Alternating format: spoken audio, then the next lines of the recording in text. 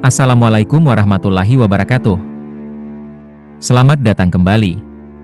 Kali ini, kami membawa kisah yang bukan sekadar cerita pengantar tidur, melainkan pengalaman nyata yang menelan korban jiwa dan merusak kehidupan sebuah keluarga. Di tanah Jawa, pesugihan bukanlah hal asing. Banyak orang rela menukar apa saja demi kekayaan, kemakmuran, atau kesuksesan usaha.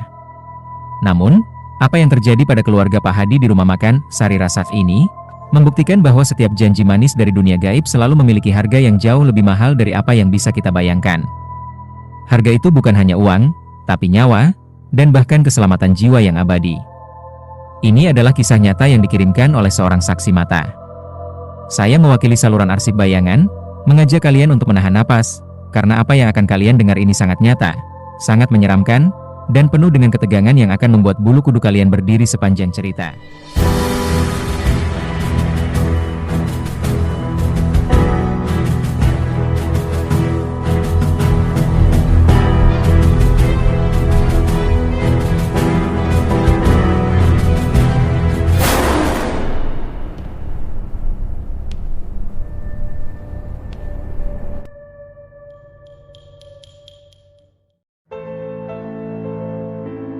Rumah makan Sari Rasa berdiri tegak di pinggir jalan raya.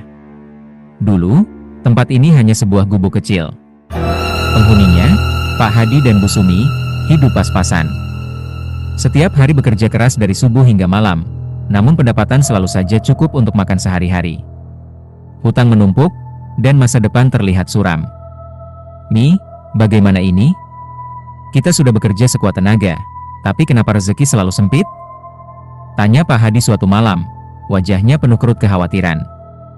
Bu Sumi hanya bisa menghela napas panjang. "Saya juga tidak tahu, Mas. Mungkin ini sudah takdir." Namun, takdir itu berubah ketika seorang lelaki tua berpakaian serba hitam datang. Wajahnya keriput, matanya tajam seolah bisa menembus pikiran. Ia datang bukan untuk makan, melainkan menawarkan jalan keluar.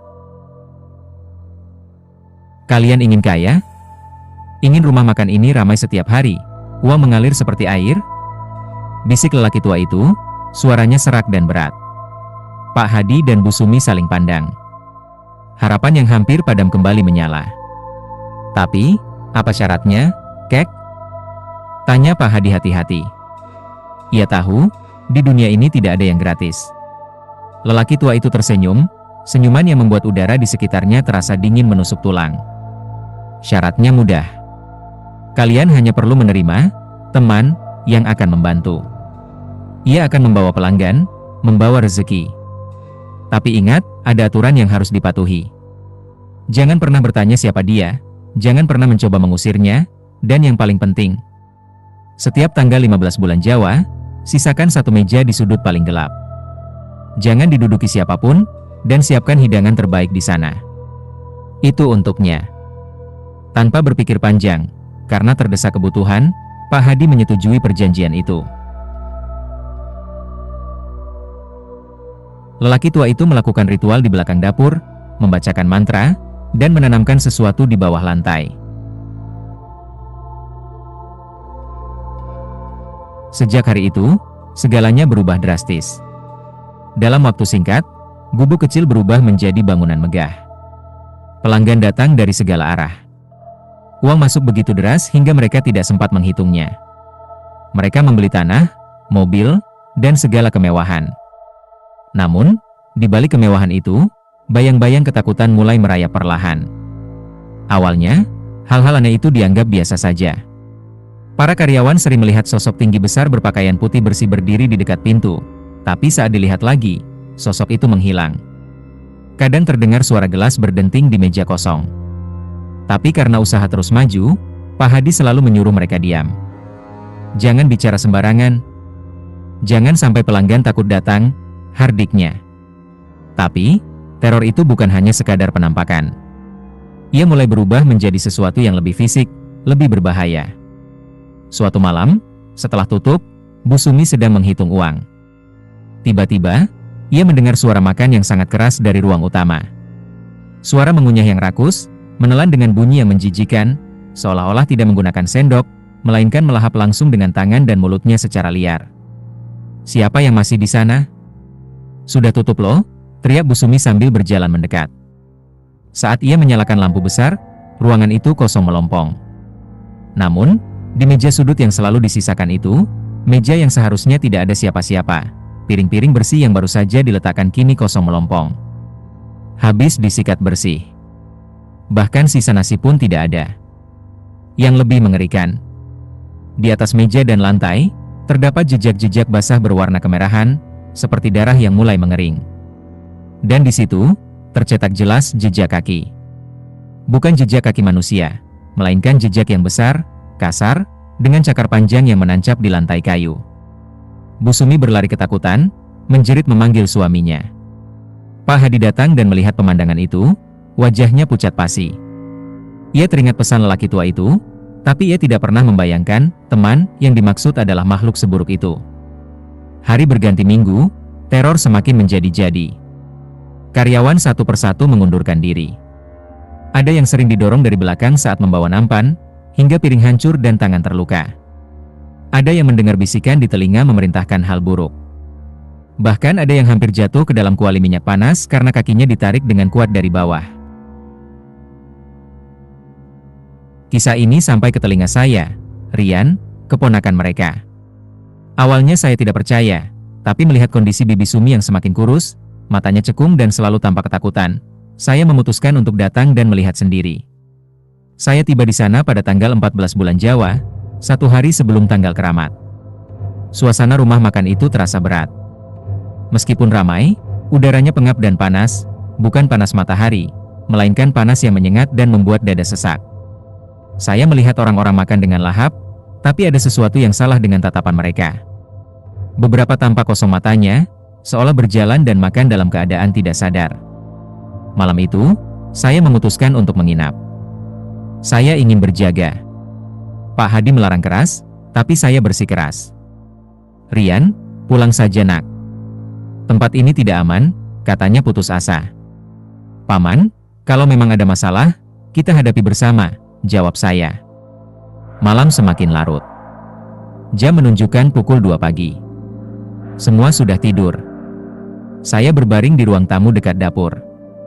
Hening. Hanya suara jangkrik. Namun, tiba-tiba, suara menelan ludah atau cairan kental terdengar jelas dari arah ruang makan utama. Suaranya sangat dekat, seolah makhluk itu sedang berdiri tepat di balik dinding yang memisahkan saya dengan ruangan itu. Jantung saya berdegup kencang, ingin melompat keluar. Saya mencoba memejamkan mata, berharap itu hanya imajinasi. Tapi kemudian suara itu berubah menjadi langkah kaki. Langkah kaki yang basah, berat, dan lambat. Setiap langkah membuat lantai kayu berderit nyaring, seolah menahan beban yang sangat berat. Langkah itu bergerak mendekati tempat saya berbaring. Saya bisa mencium baunya sekarang. Bau amis yang sangat tajam, bau daging busuk bercampur dengan bau tanah kuburan yang lembab. Bau itu membuat perut saya mual dan kepala pening. Saya tidak berani membuka mata. Saya menggigil. Saya mendengar napasnya. Napas yang berat, berisik, dan panas. Saya bisa merasakan hembusan udara panas yang berbau busuk itu menyentuh wajah saya. Makhluk itu berhenti tepat di samping tempat saya berbaring. Saya mendengarnya menunduk. Suara gesekan kulit yang kasar terdengar. Lalu, sebuah suara berbicara. Bukan suara manusia.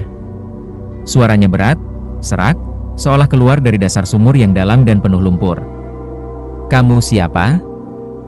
Saya menahan napas, air mata mengalir tanpa sadar. Saya berdoa dalam hati, mengucapkan ayat kursi berulang kali sekuat tenaga. Tiba-tiba, makhluk itu mengeluarkan suara geraman marah.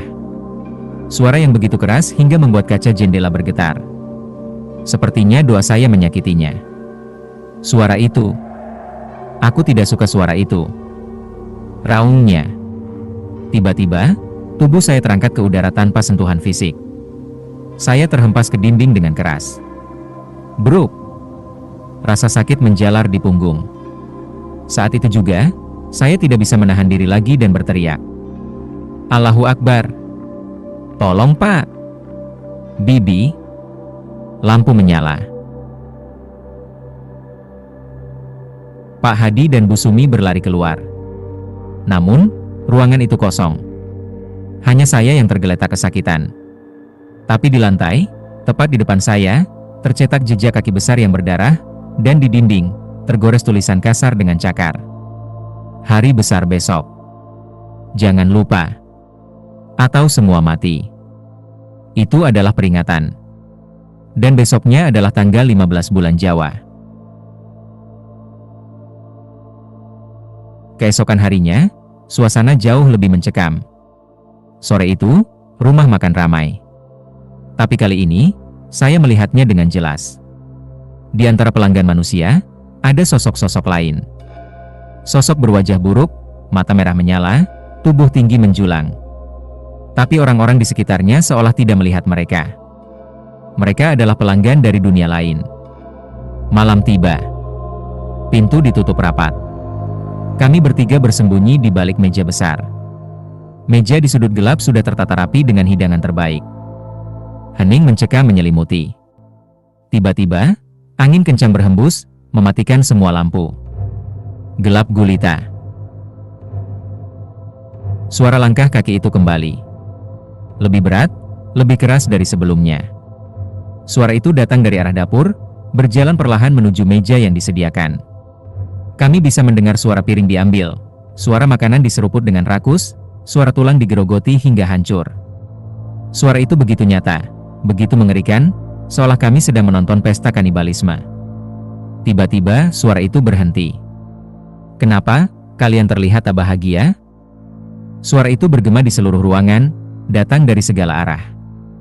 Aku sudah bawa rezeki. Aku sudah penuhi janji. Kenapa kalian ingin membuangku? Pak Hadi memberanikan diri, suaranya pecah. Kami hanya ingin hidup tenang, Tuan. Kami sudah penuhi syarat. Tapi tolong, jangan ganggu kami lagi. Terdengar suara tawa yang melengking, membuat gigi gemeretak dan telinga perih. Tenang. Kau berpikir kau bisa berhenti ketika kau mau? Kau sudah menjual jiwamu kepadaku. Kau milikku. Dan jika aku tidak dapatkan apa yang aku mau, aku akan ambil nyawa sebagai ganti. Tiba-tiba, Bu Sumi menjerit. Sesuatu yang tak terlihat sedang mencekik lehernya. Tubuhnya terangkat ke udara, kakinya menendang-nendang. Wajahnya memerah, matanya melotot. Istriku. Lepaskan istriku, teriak Pak Hadi memukul-mukul udara. Saya teringat kalimat Allah. Saya berteriak sekuat tenaga, membacakan surah An-Nas sebagai senjata. Bismillahirrahmanirrahim. Qul a'udzu birabbin nas, malikin nas, ilahin nas, min syarril waswasil khannas. Saat suara doa itu menggema, makhluk itu meraung kesakitan. Suara raungannya begitu keras hingga atap rumah bergetar. Tubuh Bu Sumi terjatuh ke lantai. Kalian akan menyesal. Ini belum selesai. Rumah ini milikku. Tanah ini milikku. Kalian bisa pergi, tapi tanda tangan kalian sudah ada di perjanjian. Setiap kali ada yang berusaha di sini, aku akan datang. Dengan suara ledakan keras, kehadiran itu menghilang. Lampu menyala kembali. Ruangan berantakan, bercampur cairan hitam yang sangat busuk. Keesokan harinya, Pak Hadi dan Bu Sumi menjual rumah makan itu dengan harga sangat murah. Mereka pindah jauh, berusaha melupakan masa lalu. Tapi saya tahu mereka tidak pernah benar-benar tenang. Setiap malam, Pak Hadi sering berteriak dalam tidurnya. Ia mengaku, sosok tinggi besar itu masih terus menunggunya, dimanapun ia bersembunyi. Sekian cerita horor kali ini dari Arsip Bayangan. Jika cerita ini membuatmu merinding, jangan lupa like dan share agar lebih banyak yang tahu bahayanya pesugihan. Hati-hati, jika kamu melewati sebuah rumah makan yang tiba-tiba ramai padahal tempatnya biasa saja. Coba perhatikan baik-baik para pengunjungnya. Siapa tahu di antara mereka, ada yang bukan manusia. Wassalamualaikum warahmatullahi wabarakatuh.